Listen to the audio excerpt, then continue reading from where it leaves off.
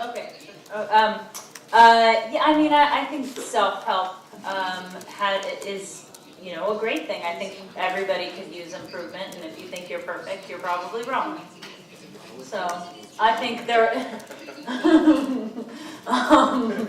No, I think it helps a lot of people, and you know, there are different ways. You know, whether different ways of helping yourself, whether it's, you know, religion or self-help or just plain spirituality, or, you know, books or seminars. There are many ways of getting to it, and I think it's great. Yeah.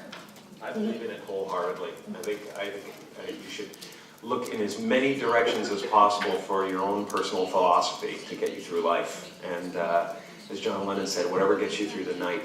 And you know, I've been reading self-help books my whole life, going to seminars, watching DVDs, and it's been fantastic. And I got myself to a place that I can handle this crazy ride.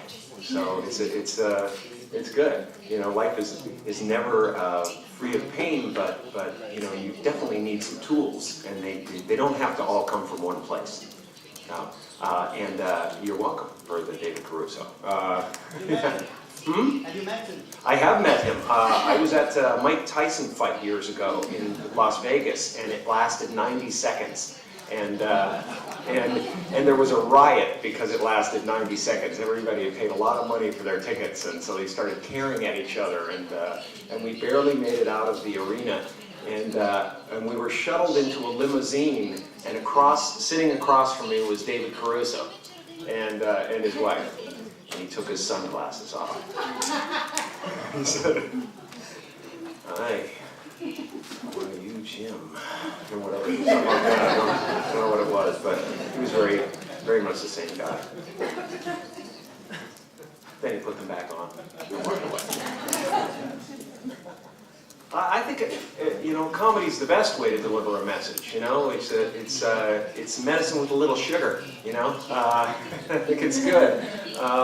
You know, the bottom line is we wanted to make people laugh with this movie, and when I first heard about the Yes Men concept, I just thought it was a hilarious idea, the perfect comedy idea, that, you know, a person who can't say no to anything is going to get you into some crazy situations that are going to be entertaining to watch. That's the bottom line. We try to make people laugh, you know, and you know, other than that, you know, it was an excellent opportunity to kind of say something real. And you know, I guess you know, in my life, I kind of want to do that. I want there to always be something for the audience to chew on afterwards. You know, I don't want them to just walk out of the theater and forget it. You know, like it never happened. I'd rather they walk out of the theater and think about something and have something to discuss. How do you feel, Peyton?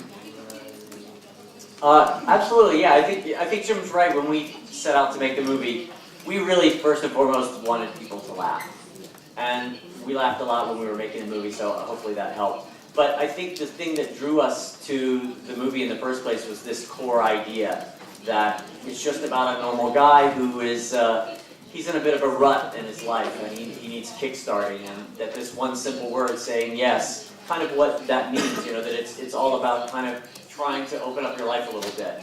And the character's life had gotten quite small, and it's really just about sort of connecting, and we just thought that was a really great core idea for a comedy. And you know, Jim at the center of it, it was very easy for me to see how that could be very funny. On the other hand, if you do go to the movie with leprosy, it will be cured. Yes. Yeah, I think it was fun to sort of present these seminars. In America, they are very prevalent. There are lots of different kinds of self-help programs, and these the guys at the center of them fill entire stadiums, and you know, the audience is filled with people just sort of staring and sort of trying to find answers to life. So I think there is something very good to that. There is obviously sort of a potential dark side or downside to that, you know, that it's a very big money-making industry as well. But you know, I think in the movie we just sort of present a slightly exaggerated version, and I don't think we create a character with Terrence that's a bad guy. He's just a bit extreme. So at the end of the movie, I think it was not about this character having to have a comeuppance. It was just about having Jim's character tweak him a little bit. Because he says in the movie, Jim's character takes it to such an extreme, but it's really just to kind of get you into that spirit, and hopefully you develop the wisdom to say no when you need to say no. There's a lot of these, the guru types, floating around. Some of them are great, by the way.